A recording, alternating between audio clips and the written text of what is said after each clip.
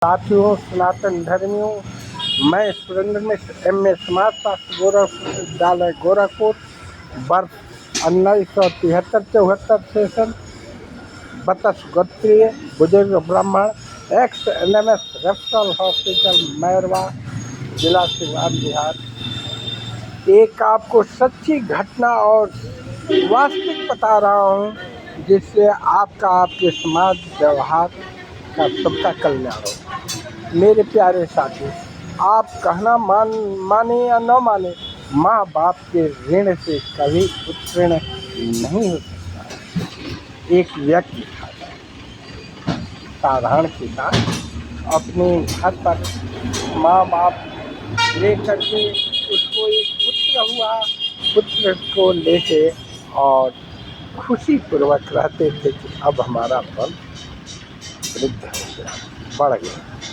उसके दरवाजे पर एक नीम का पेड़ था, उस पर कौवा रहता था, कौवा और उसके बच्चे। प्यारे साथी, आप जैसा कि जानते हैं कौवे का स्वभाव होता है बच्चा रोटी लेकर के खाता है, कौवा छीन लेता है और साथ ही खाता भी है, खेलता है।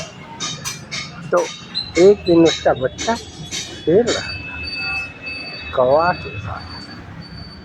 संयोग से फोन से खेलते खेलते बच्चा बड़ा हो गया, उसका भी विवाह हुआ, नाती हुआ। एक दिन कहा बच्चा उसका कि माँ, मैं तुम्हारे ये से बहुत ही खुश हूँ, अब हम तुमको सुख देंगे। पिताजी भी कहो कि अब आराम करें, उनको परेशान होने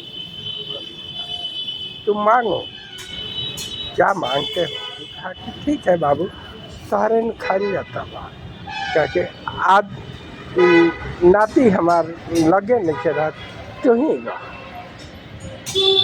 बैठ गए। कहता है कि कौआ भी के बाबू हो का हो, कौआ है। लड़का कहा ये तो बुजुर्ग थी और उसकी परीक्षा भी दे रही थी कि बाबू देखवा हो का काम बोला था का हो।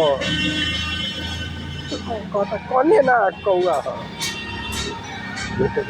देखो सूते नहीं देते का हो, तो नहीं कौआ हो रहा हम जाते तू तो हमके तंग कर दी देवी। तो कहता बस बाबू हो गए, तू छोट रहल कहा ये कौआ लेके रोटी नहीं दिले रहनी खात रहे, अब बार बार तो जब हम कहते देखा कौआ कौआ कौआ, तो का हो कौआ कौआ, दिन भर 2 दिन 3 दिन खिलाई।